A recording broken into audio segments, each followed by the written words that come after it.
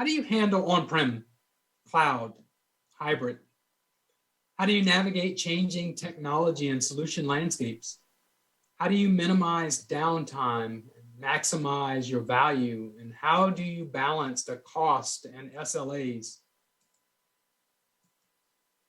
My name is Cassius Rhue. I'm the VP of Customer Experience at SIOS Technology Corporation, and I hope to be able to share with you today a little bit about how SIOS helps you answer those questions.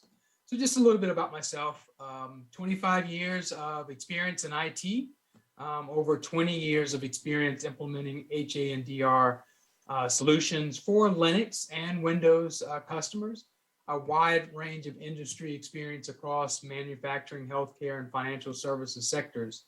I think the little kid at the bottom of the image never dreamed that the adult at the top would be in this field and have this wide variety of experiences, and now being focused primarily on customer success and optimizing the customer outcomes. So a little bit about SIOS Technology. As the intro said, we're not a new company. We've been around since 1999. So over 20 plus years of experience helping thousands of customers protect their most important workloads and their most important applications from downtime and disasters. Now, we're a global company. So we've got offices in the US, EMEA, APAC, Singapore, and Japan. And we have strong partnerships that help us provide quality of service and have this expertise in the field of HA and DR. You'll see that we've got great experience working with the three leading cloud vendors, Microsoft Azure, AWS, and Google Cloud Platform. We are first.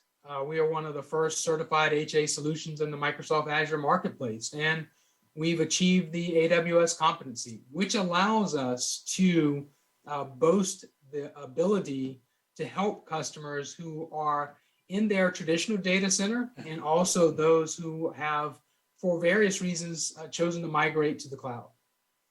We have an award-winning and certified support team with over 7+ years of expertise in across the board in all of the support team roles, offering like a 98.6% customer satisfaction. We're able to do that because our experts, our support personnel, our developers, our engineering, our research and R&D persons are not just experts on the SIOS solution, but they're experts across all of the infrastructure that's necessary to make things highly available.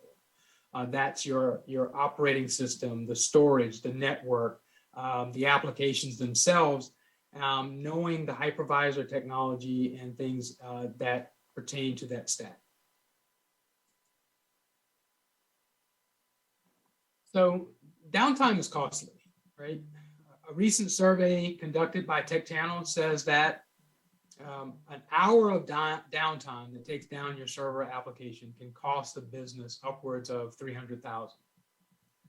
And this number really and truly is likely to increase as we see more and more companies that are relying on critical applications like SQL Server, Oracle, SAP HANA.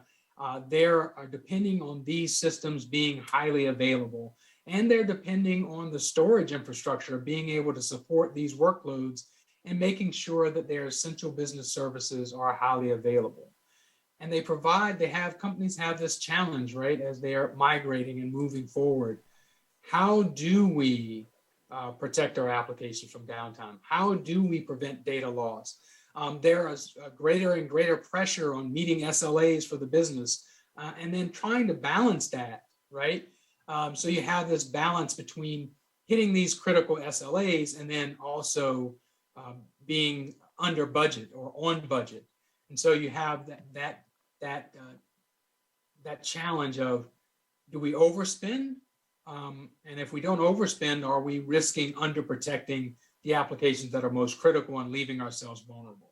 And then there are also the challenge that there are lots of technologies in this field for offering you HA. So what are your options? So I like to kind of step back and do like just a brief walkthrough, a back in time evolution, and think when I first started at SIOS, there was the emphasis on minimizing your downtime by making the infrastructure more reliable. And so I can remember a time visiting a data center where they were working on bringing in redundant power, redundant cooling, redundancies in networking. When I first started as an intern, I remember Token Ring. Does anyone else kind of remember Token Ring? And I learned really quickly how Token Ring works when I was asked to perform a network test. And I thought, sure, I'll just disconnect this cable at the back of my server. And the IT admin was in there in a heartbeat because I'd taken down the entire network. But as companies began to look for ways to minimize downtime, they looked for improvements in the technology stack around infrastructure. And then that moved up to the storage area. There was a time where our systems, critical systems, were connected to JBODs, and then they moved to the parallel fiber connect. And then we saw improvements in storage where you moved to fiber channel, and then fiber channel arrays that were massive parallel systems with RAID redundancy within the array. And then that expanded to systems that had the ability to replicate to another storage array at a different data center. And that capability and advancement in storage capacity, as well as technology, iSCSI, NFS, NAS, network attached storage being offered up, allowed that stack and allowed technology to move up and try to minimize downtime by creating server virtualization. So you have your Hyper-V, your VMware, your Citrix Zen server technology that allowed you to take advantage of these infrastructure improvements and also these storage improvements to migrate the server in the event of an outage. Again, always towards the goal of minimizing downtime. And then, of course, operating system improvements came along. I can remember when we started off at SIOS, we supported a diverse number of operating systems from the original Red Hat to Red Hat Advanced Server, Caldera. We took a turn at supporting Caldera until it sort of folded into another distro, Asianux, Turbo Linux, United Linux, then Red Hat Enterprise Linux. We are in the more modern versions of SUSE, Oracle Linux, CentOS, Ubuntu, Rocky, Alma. Seeing those operating systems, even on the Windows side, from NT 4.0, SIOS had NT 2000, Windows 2000, 2003, all the way up as the operating system continued to take advantage of technology advancements in infrastructure, storage, hypervisor layers, and making those improvements. And then, of course, applications themselves. And the applications trying to, again, answer that question, how do we minimize downtime? And then we like to think that the cloud came along and made it interesting, even more interesting. And when I say that, I just want to pause and acknowledge the cloud didn't suddenly show up one day and have this promise that they're going to suddenly make high availability possible. What I mean by that is the clouds introduced this shift. And we started to see more and more companies either through experimenting or looking to downsize or to move away from their traditional data center. Some companies, when the pandemic hit, began to shift their critical workloads to the cloud as a result of losing access to their data center or wanting greater insulation or security from their data center being understaffed or closed. And what that did for a lot of companies is it allowed them to move these critical tier 1 workloads to the cloud, but it also created some confusion. They had a lot more options around providing high availability, a lot more wording and verbiage around SLAs, and a lot more kind of buzz or words around lift and shift being the answer to getting into the cloud. And then they found, as people moved there, they found that the cloud had some complexity, that there was shared storage challenges for migrating to the cloud, that there were options available for cloud native storage that may or may not have worked for their particular application or for databases in general. So let's just take one step back and think about traditional high availability clustering. In a traditional cluster, you would often see, two servers or more connected to the same shared storage, protecting some critical workload. So node 1 in this case is protecting a critical SQL Server workload. And in that traditional sense, when the HA software would monitor and detect an issue with that application, it would simply migrate that application over to node 2. And node 2 would have access to that storage, and the RPO would be 0. But of course, traditional high availability cluster had a challenge. There's the single point of failure. And then also when the cloud came along, there was that challenge that there is no shared storage concept, or there was no shared storage concept in the cloud. And so, of course, if you lost your storage, then you lost your cluster. So customers who are migrating this critical workload, they face that challenge. So what does SIOS do to help those? SIOS introduces the concept of SIOS SANless clustering. And it is a synchronous or asynchronous, low latency, block-based replication that allows you to use your local storage connected to your node 1 and still provide that best-in-class monitoring and failover recovery of your critical workload. In this scenario, with the SIOS solution, if server 1 fails, your critical application is failed over automatically to node 2, and then when node 1 recovers, the replication takes place back to the storage that's attached to node 1. Just a quick question, Cassius. In this case, is it the SQL Server failover mechanism that handles the failover? Or is this just two SQL servers linked with the SIOS software? So that's a great question.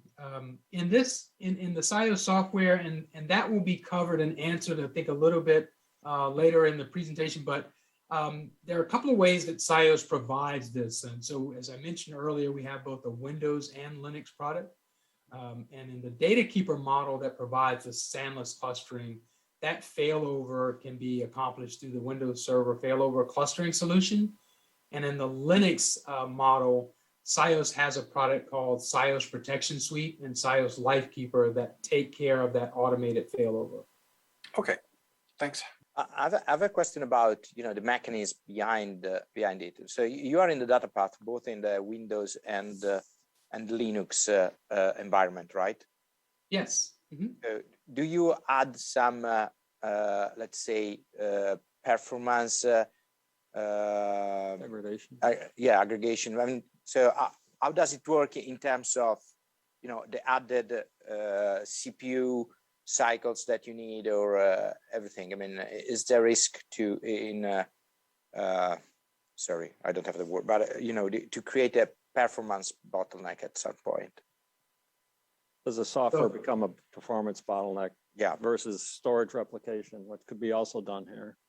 So in our SANless solution, we have not observed where our solution becomes a performance bottleneck for the application or for any of the applications running on the system. We are in that storage path, as you mentioned.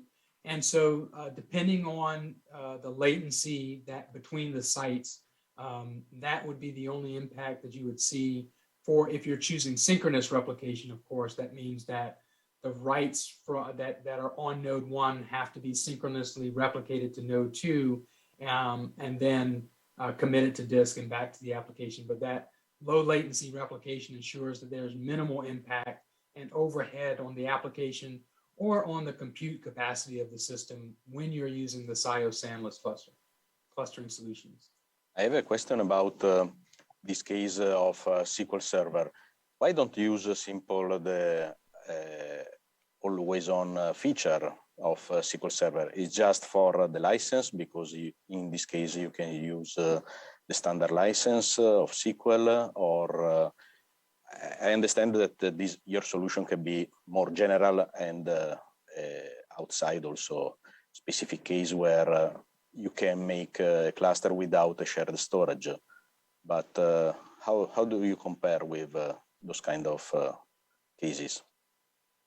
Right. Great question. And I think you hit the nail on the head there at the beginning. So there are a number of different use cases for the SIOS SANless clustering. And in the SQL use case, it does offer you a greater flexibility in the version and the licensing costs, allowing you to save on those licensing costs by using the SANless clustering solution. And then the breadth of applications that the SIOS SANless clustering solution worked with, both on Linux and Windows, goes well beyond the SQL Server use case. Okay, thank you. Mm-hmm. So how does the system handle replication when the servers are down at one of the sites? Because if it's a host-based replication, aren't the host software talking between the two sites?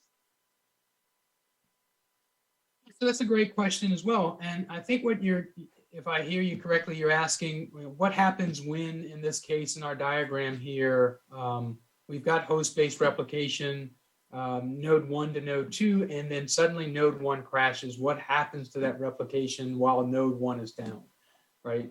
So while node 1 is offline and unavailable, the writes are being tracked in a bitmap in the SIOS SANless cluster solution. Node 2, right? Yeah, I got it. So you keep all the delta changes, let's call it, sitting in the second node, and when it comes back up, then you ship them over. That's right. Yes. All right. Thanks. And how does it work at the beginning? I mean, when you start the first replication, you have to move a large amount of data, and so is there a process or a seeding process of some sort for the second site that simplifies operation at the beginning? Yeah, so that's a great question. There are multiple ways that you can handle that initial sync. You can do what we call a full resync to make sure that both systems are identical block to block copies. That's typically what customers do by default. Is just after they set up that initial node 1 to node 2 replication, they just allow the SIOS solution to do a full sync. But then there are several different documented methods within our product documentation that describe step-by-step instructions for getting those two copies in sync without having to go through the full resync at setting up the mirror time. And then once it's established, then everything becomes a differential. Oh, yeah, I've got a question about witnessing, but I'm kind of assuming we've jumped in a lot and asked you a bunch of questions. I'm assuming you're going to get to some of this later. So if that's true, it's okay to answer later on if that's the case. Yes, I think we're going to get to some of the comments about the demos of how the product works and a little bit more detail about the witnessing and things of that nature. Yeah, cool. Okay, thanks. Mm-hmm. Okay. And one last question: do you need regarding the witnessing? I mean, do you need a quorum for the failover so that? I mean, you're in this architectural scheme. There are only 2 nodes, but how do you decide? Which one is the active node, and which one is the secondary? Yeah, great question. So that's one of the questions that you would answer. Windows and Linux, about the same. Windows Server failover clustering obviously has the quorum, different quorum modes, and that are built into Windows Server failover clustering. And then the SIOS solution on Linux also has a variety of different quorum modes that are available for it as well. Both of the technologies for the SANless clustering on Linux and Windows include within the replication software themselves the concept of what's primary and secondary, or some people use the term primary and target, source and target. And so following that, the clustering software's concept of quorum and which node has access, that's where the SIOS SANless clustering solution on Windows will follow Windows Server failover clustering for that.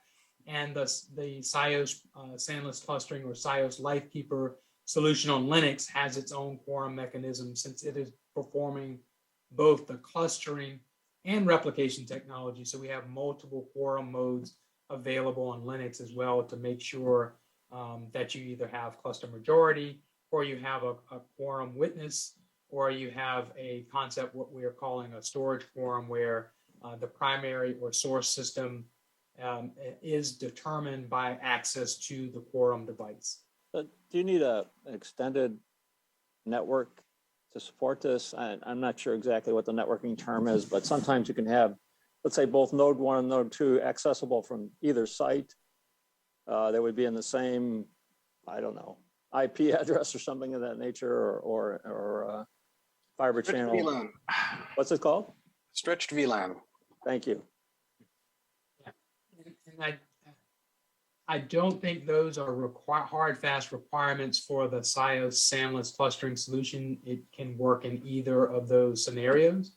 But my colleague, Dave Birmingham, may be able to speak to that a little bit more. In the Microsoft world, there's a concept of a multi-subnet cluster. And so you can use that. And so you don't require the same subnet in both locations, and redirection.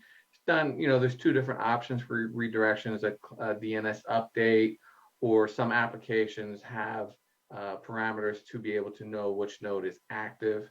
And in our Lifekeeper solution for Linux, we have the idea of a virtual IP address, which of course would require being able to route to that address from either subnet. But we also have a few different mechanisms to assist with that. Just one example, like an EC2, we have the EC2 recovery kit. So we actually can leverage a single virtual IP address and fail it between subnets, but through some route manipulation, we will automatically redirect the client to that virtual IP address. And that's just one example. So yeah, you can have a single subnet, stretched VLAN, or multiple subnets, and we can work in either scenario. All right, thanks. Of course, we sort of have stolen a little bit of the thunder, but just to kind of go back through the SIOS differentiation, reminding us again. So replication support for systems in different availability zones, and also region to region when you come to the kind of the cloud scenario. Synchronous or asynchronous, automated install and setup, automated failover and fail back. And so when you think about the concepts that we've talked about a little bit in the Q&A, it's allowing the SIOS, what we call the SIOS Data Keeper solution, which does that SANless replication or SANless clustering, enables that SANless clustering. That's that synchronous, asynchronous, block-based replication. We have the SIOS Lifekeeper, or as the bundle is called, the SIOS Protection Suite, that it does that automated install, that automated failover and fail back, right? So if a server fails, being able to fail over automatically to the other server, either in a different AZ or in a different region. If we're talking traditional data center, it could be across hosts or across to a different data center. And then, of course, restarting that replication. It's Windows and Linux support. The support for the SIOS solution includes your traditional SAN and the SANless concepts that we just talked about. One advantage of host replication in the past was it didn't actually require the same storage in both locations. Do you have to have the same sorts of storage in both locations for SANless cluster, or? Great question. And that's actually one of the great benefits of the SIOS SANless clustering solution. You do not have to have identical storage arrays or storage types in each location. Caveat that with the fact that if you are doing that replication to different storage types, you want to make sure that the storage array or the storage that's at the target site or a DR site is at least performant for the workload that will be run on that site. But you can have that heterogeneous mix of systems and arrays for the SIOS replication solution. Okay. And again, emphasizing for the SIOS solution as a whole supports both the SAN and the SANless concepts for clustering, traditional clustering and the SANless clustering. Do you provide any snapshot mechanism or something? I mean, the problem with replication is that if something happens at the application level, so a mistake or something, I replicate also the error on the secondary side. So, and so I don't have a form of data protection, let's put this way. So do you also provide something like a journaling or change block tracking a mechanism of some sort where I can go back and, roll back some of the writes that I had in the system, things like that? Yeah, that's a great question. That's a great question. And so the SIOS solution over the years, if you think about the evolution of different technology, there was a point in our history where the SANless clustering solution included that concept of doing a rewind of a certain number of blocks or to a certain point in time. What we have done with the SANless clustering solution since that feature was introduced was realize that there are a lot of technologies that we would choose rather to work with than embed that same technology in our solution.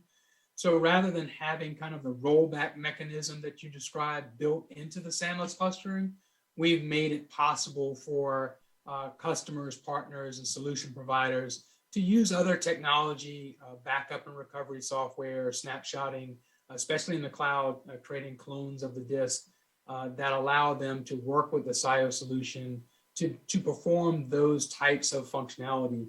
The same exists, that type of flashback or rollback technology exists like in the Oracle solution. So it's more or less having the SIOS solution provide the flexibility for you to do that on top of the SANless replication. But the feature that was embedded in it as that we've seen there being better use of these other technologies. So our solution doesn't contain that at the moment. What's the distinction between SANless and SAN clustering or replication? Oh yeah, great. I mean, that's a great question too. So let me clarify. You kind of go back to when we talk about the traditional data center and traditional high availability cluster. I go all the way back to the early 2000s where we would have these fiber channel arrays connected to the same set of systems. And that's what we called our traditional SAN cluster. And so you had node 1 connected to fiber channel. All within the same data center effectively. Effectively. Versus across data centers. I got you. That's right. And then the SANless allows you to go across data centers. My colleague Dave Birmingham can elaborate, but I think on our Windows product as well, the SANless solution allows you to take the best of your data center shared storage concept and replicate that to a different data center that's running a different storage and is not part of that same SAN array. So you can do shared, what we call N+1 or shared buddy replication. I call it hybrid storage. So you can take your existing shared storage Microsoft cluster and through our host-based replication, add a third node or even a fourth node in a different data center. So you can keep your traditional shared storage cluster and using our software, extend that for a very robust disaster recovery solution. How many nodes can you have total? Yeah, there's really no technical limitation. Your limitation is going to be, of course, every stream. We're kind of like hub and spoke replication. So as you add a target, you have another stream of replication. So typically, 3 and 4 nodes are our sweet spot. I don't even recall anyone doing 5 nodes ever. If you wanted to and you had the available bandwidth, we wouldn't stop you from doing that. But typically 3 and 4 nodes are our sweet spot. And can you cross environments? Can you do Windows and Linux? No, you can't fail from a Windows server to a Linux server. So yeah, no. Yeah. Do you have any special networking requirements needed in order to make this thing work properly? There aren't any special network requirements required for enabling the SIOS replication either on Windows or Linux. That's nice. Storage space is direct, requires, or they highly recommend RDMA, so this actually is handy. And can you have one node on-prem and one node on AWS public cloud? So that's a scenario that you can in fact use that one node on-prem and then having another node in the cloud, provided you've got the technology there that has those two sites connected. Yeah, I was just going to comment on David's comment about S2D and RDMA. And so that many people try to do S2D in the cloud, and they find out pretty quickly that the performance is not there. It wasn't built for cloud. It wasn't built for multi-data center. It's not even supported in multi-data center. So if you're going to deploy in the cloud, you can't even take advantage of availability zones, which is required for high availability. Thanks, Dave. Thanks for adding that on. And again, it's really the SIOS solution, really as a whole, Linux and Windows is built to bring the best in class to your on-prem, your traditional data center, your SAN or SANless clustering. Real quick, if you think about, as we've kind of gone through how we're minimizing downtime, and this slide really, this just sort of speaks to the SIOS solution as a whole. If you think of it as the core engine mixed with our SANless replication technology, which we call SIOS Data Keeper.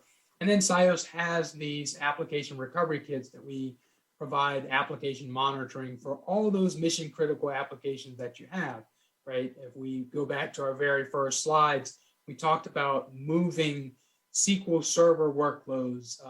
We talked about Oracle, SAP HANA workloads. We talked about having the knowledge of the different layers of the infrastructure and needing to make sure you're minimizing downtime at each of those layers.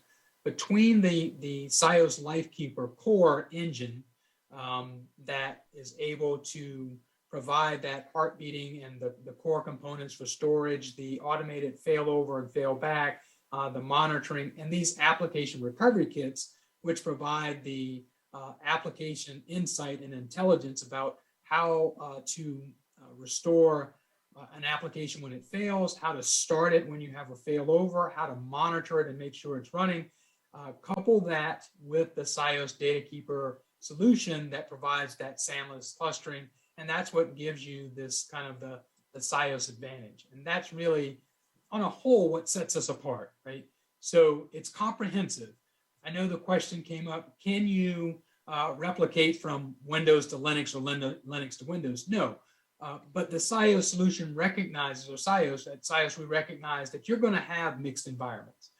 You're going to have Windows servers that have critical workloads, and you're going to have Linux servers in your data center or in your business environment or at your site that you're responsible for. You're going to have different OS versions. You're going to have Red Hat and SUSE in your environment. You're going to have different versions of the Windows solution. So we provide this comprehensive set of support for Windows and Linux, different versions, different applications that are part of that critical workload. And we do it with an ease of use that's really unparalleled. The setup is minimal. Getting you from the install to up and running is faster than most of our competitors. And you have minimal maintenance over the lifetime of using the product. The application awareness alone is able to rapidly detect and determine failures and then provide a reliable mechanism for recovery. So not only doing that monitoring and alerting you that there's a problem, but then doing the remediation of that problem, whether that's restarting the application on the local system or determining that the best course of action is to do a failover to the other system in your cluster or other systems. As we talked earlier, when there was a question about snapshotting capabilities, it's a very open solution. So there are a lot of ways and integration points in which you can connect the things that you're normally doing to the SIOS solution. As David Klee kind of asked, and I'll elaborate on a little bit or piggyback on his point, there's not a lot that has to be special or customized in your environment to make the SANless solution work. But if you have these customizations, we have the ability to integrate with them. If you have an application, for example, that's custom to your environment, that's not something that is commercially available, we provide a mechanism for integrating that into this award-winning solution. A lot of flexibility, and then of course the worldwide support. So what do we do? Clustering at 70% lower license costs. There was a question about why would you use this over some of the always-on activation group technology. 5 times faster setup and config. And I'd argue that that is a tremendous cost savings in itself in the amount of time you're able to save getting things up. And then, of course, failover across regions and availability zones.